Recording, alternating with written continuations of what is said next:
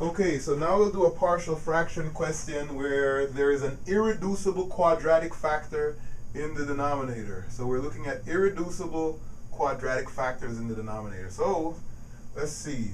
I'm going to first factor this denominator. And the factorization rule for this, well, this is a difference of cubes. A difference of cubes, well, you're going to have two factors. One is going to be a binomial, the other a trinomial. The signs that go inside of the factors, well, there's an acronym that people always remember. S for same sign, O for opposite sign, AP for always plus sign. SOAP. SOAP is the acronym people usually use. So the first parenthesis gets the same sign as the original. The second parenthesis gets the opposite sign and then always a plus sign. So those are the signs, and we get the signs from the acronym SOAP. Same sign, opposite sign, always positive. And then when we factor, well, x goes here, and an x squared goes here to get the x cubed. This cube root of 8, the cube root of 8 is 2. A 2 goes here, a 2x goes here, and a 4 goes here. Negative 2 times 4 is the negative 8. All the terms in the middle will cancel out. The only two terms left over will be x cubed and negative 8. So that is how you factor a difference of cubes. You can look that up, factoring sums and differences of cubes. So now, let's see. This is a bit different because this cannot be factored any further. This is a prime polynomial. It's irreducible and quadratic. We cannot factor it, but it is a quadratic. So let's see what we're going to do here. Well, for this factor, I'm going to put a over x minus 2. For this factor, the irreducible quadratic factor, well, that one is different because the numerator could be linear. Because the denominator is quadratic, the numerator could be linear, and to show that, I put bx plus c for the numerator, because it could be a linear numerator, and the denominator is x squared plus 2x plus 4. So this is how we're going to deal with irreducible quadratic factors. The numerator has to have a linear term. So now I'm going to do the same thing that I've been doing. I'm going to multiply both sides by the LCD. So multiplying both sides by the LCD. Well, if I multiply this side by the LCD, well, the LCD is that. So this entire denominator will cancel, leaving me just 6x. On the right-hand side, well, if I multiply this term by the LCD, the x minus 2 part cancels, and I'm left with a times x squared plus 2x plus 4. And then if I multiply this last one by the common denominator, or by the LCD, the x squared plus 2x plus 4 cancels, leaving me x minus 2 times bx plus c. Okay, let's see if we can get any of these by plugging in. Well, the linear factors are easy because all I have to do is figure out what makes them 0, plug that in, and I should get either a or b. Let's see. Let's let x equal, what makes this 0 is 2. So let's let x equal 2. It's going to be 6 times 2 is equal to a times 2 squared plus 2 times 2 plus 4.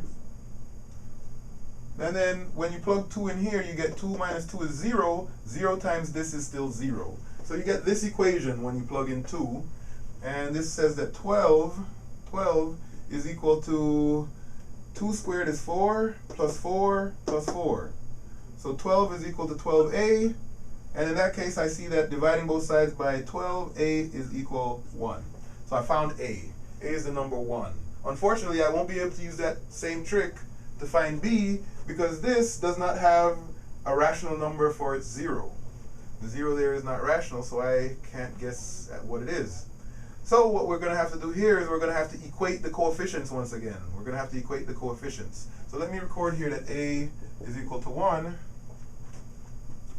And then let's go back and try to find b. So in order to find b, I'm going to plug in what a is equal to. Then I'm going to simplify. So 6x is equal to, well, a we just found out was 1. So this is a 1, x squared plus 2x plus 4. And then plus, and then bx plus c times x minus 2. What I'm going to do is I'm going to FOIL this, combine all the like terms on the right side, and then equate them to the coefficients of the coefficients of the terms of the same degree on the left side. So I'm going to get a bunch of terms on the right side. I'm going to equate them to the coefficients of the terms of the same degree on the left side. So let's see here. When I FOIL this out, I still have the x squared plus 2x plus 4. But if I FOIL this, I get bx squared. Bx times 2 is negative 2bx. C times x is plus cx. And c times negative 2 is minus 2c. So now I'm going to group all the terms that are alike. This is still equal to 6x. So 6x is equal to, let me see, I have these x squared terms. So I have x squared plus bx squared. Then I have all these linear terms. 2x, negative bx, or negative 2bx, and cx. And then I have the constant term, negative 2c.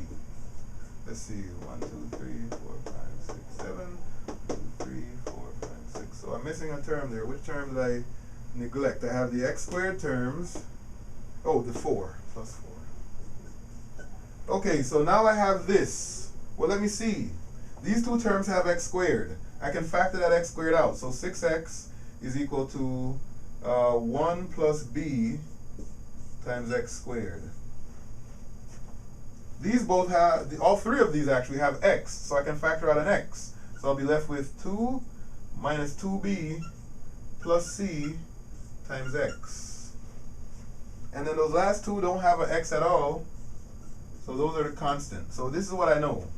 I know the x squared term over here has to have the same coefficient as the x squared term over here, but there is no x squared term over here, which means that 1 plus b, the coefficient of that x squared, has to equal 0, the coefficient of the x squared on the left side where there is none.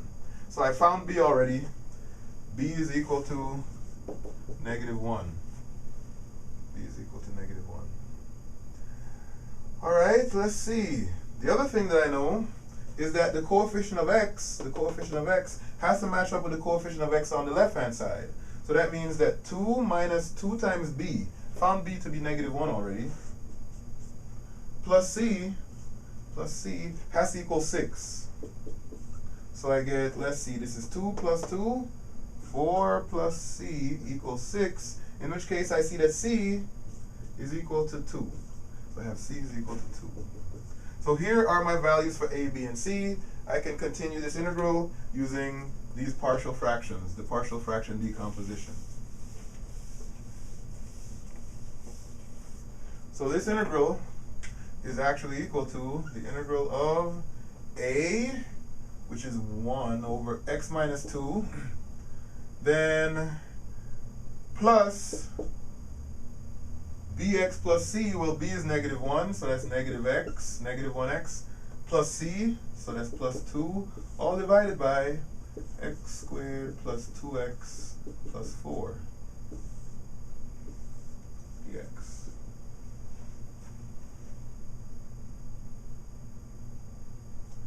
Alright, so we get this integral, and this integral is a little bit easier to calculate. Let's see, we have the integral here of 1 over x minus 2 dx, and we have the integral plus the integral here of,